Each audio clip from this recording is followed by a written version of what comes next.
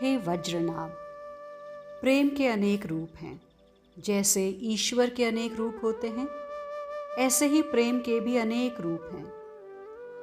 प्रेम रस का एक रूप ये है वात्सल्य। माँ का हृदय जब तड़फता है अपने पुत्र के लिए, महर्षि शांडिल्य ने अपनी बात पूरी नहीं की। पता नहीं क्यों उन्हें आजकल कथा में ही प्रवेश करने की लगी रहती है, क्योंकि ये सब लीलाएं महर्षि के हृदय में चल रही हैं। महर्षि शांडिल्य भाव सिंधु में डूबे हुए हैं। उद्धव का रथ ब्रजपति नंद के द्वार पर ही जाकर रुका था। खिरक से लौट रहे थे ब्रजपति। उन्होंने रथ देखा, मुखमंडल थोड़ा प्रसन्न हुआ था। उन्हें लगा कहीं आंखों से कम दिखाई पड़ने लगा है ब्रजपति को। वृद्ध तो इतने नहीं हैं, पर कृष्ण के वियोग में वृद्ध अवस्था को शीघ्र ही बुला दिया। उद्धव का रंग भी सांवला ही है, वस्त्र भी उन्हीं के पहने हैं और कांधे पे काली कमरिया। ब्रजपति पास में आए और पास बड़े ध्यान से उद्धव के मुख को देखा था। सायंकाल भी तो होने को आया है। उद्धव पहचान गए थे। तुरंत रथ से उतरकर देवभाग का पुत्र, बृहस्पति का शिष्य, यादवों का महामंत्री मैं उद्धव, इतना कहते हुए ब्रजपति के चरणों में अपने मस्तक को रख दिया था। पर कानों से भी अब कम सुनने लगे हैं। उठाकर अपने गले लगाते हुए, कौन मेरा श्याम, गदगद कंठ से बोले थे ब्रजपति। नहीं, मैं कृष्ण का संदेशवाहक उद्धव। उद्धव अब थोड़ा जोर से बोले, कोई बात नहीं, तुम भी मेरे श्याम जैसे ही हो। नेत्र आंसुओं से भर गए थे ब्रजपति नंद के। उद्धव का कर बड़े प्रेम से पकड़कर भवन भीतर ले गए थे नंद जी। यशोदा, यशोदा, देखो कन्हाई का मित्र आया है। ब्रजपति ने पुकारा था यशोदा मैया को, पर उस तरफ से कोई उत्तर नहीं आया। तब नंद जी बोले, तुम जाओ उद्धव, भीतर जाओ, कन्हाई की मैया बैठी है, जाओ उसके लाला के बारे में बता दो उसे। बेचारी यशोदा, नंद जी के नेत्र अब अच्छे से बहने लगे थे। मैं स्नान करके संध्या कर लेता हूँ, तब तक तुम यशोदा से बातें कर लो। उसे बहुत कुछ जानना है अपने लाल के बारे में, तुम्हें बताएगी भी वो, सुन लेना उद्धव। नंद जी ने इतना कहकर उद्धव को भेज दिया था जिस तरफ मैया यशोदा थी।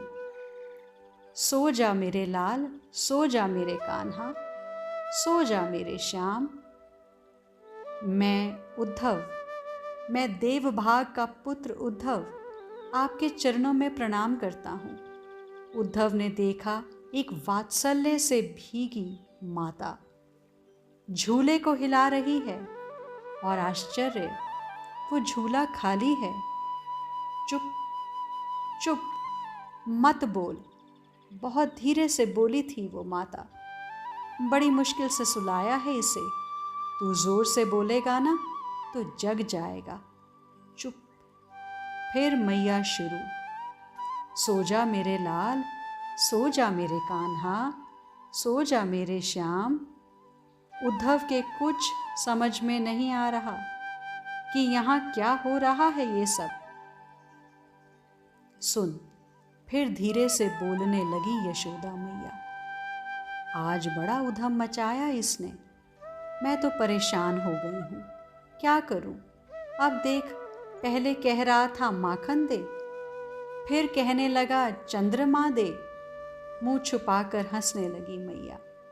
अब आकाश का चंद्रमा मैं कहाँ से दूँ। फिर कहने लगा बहू ला दे, बहू चाहिए इसे। हंसी रुक ही नहीं रही है यशोदा मैया की। जैसे तैसे मैंने इसे समझाया और माखन खिलाकर सुला दिया। बड़ी मुश्किल से सोया है ये, यशोदा मैया बोली जा रही हैं। ऐसी स्थिति हो गई है कृष्ण की मैया की। उद्धव को अच्छा नहीं लग रहा। पर माता, वो तो मथुरा गए हैं। उद्धव को सच बोलने का व्यसन है। यहाँ भी सच बोल ही दिया। नहीं, यह झूठ है। जो यह कहता है कि मेरा लाला मथुरा गया, वो झूठ बोलता है। मेरा कन्हाई यहीं है, देख, यहीं तो है। और जैसे ही पालने में हाथ रखा मैया ने, पालना खाली है। धड़ाम से गिर गई धरती पर और मूर्छित हो गई मैया। कैसे हैं वसुदेव? कैसे हैं महाराज उग्रसेन? मथुरावासी अब प्रसन्न तो होंगे ना? अक्रूर कैसे हैं? ब्रजपति ने ही आकर यशोदा को संभाला था, जल का छींटा देकर उठाया था। यशोदा, ये है हमारे कन्हाई का मित्र उद्धव। बड़े ध्यान से देखती रही यशोदा उद्धव को। मेरा लाल, कहाँ है मेरा कन्हाई? उद्धव के मुख में देखते हुए पूछ रही हैं। वो आएगा, देखो यशोदा, उसने अपने मित्र को भेजा है ना? नंद जी बोले, ये मित्र है। तुम मित्र हो मेरे लाल के? हाँ हाँ, ये मित्र है। अब कुछ देर चुप हो जाओ, मुझे बात करने दो। नंद जी यशोदा को समझाकर अब उद्धव से चर्चा करने लगे थे। कैसे हैं वसुदेव? कैसे हैं महाराज उग्रसेन? अक्रूर कैसे हैं? इन प्रश्नों को यशोदा मैया ने सुन लिया। चिल्ला पड़ी एकाएक, अरे आपको क्या मतलब वसुदेव से? आपको क्या लेना देना है उग्रसेन से? उस अक्रूर से क्या प्रयोजन हम लोगों का? आप सीधे पूछिए ना, हमारा कन्हाई कैसा है? आप सीधे पूछिए ना, मेरा लाल कैसा है? मथुरा में उसे भर पेट माखन मिलता तो है ना? यशोदा के इस प्रश्न पर नंद जी ने यशोदा से ही कहा, अरे मथुरा में वो राजमहल में है, उसे क्या कमी है वहां? नहीं, राजमहल तो है, तो क्या हुआ? मेरा लाल जब तक उसे कोई जिद करके ना खिलाए वो खाता ही नहीं है।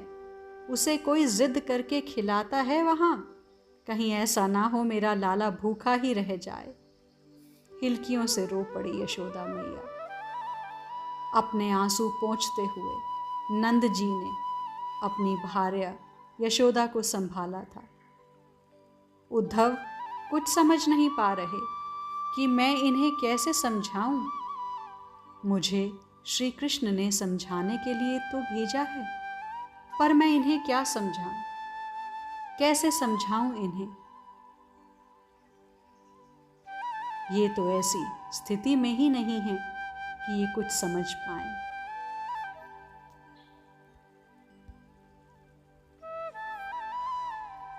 अपने आप को दृढ़ किया उद्धव ने।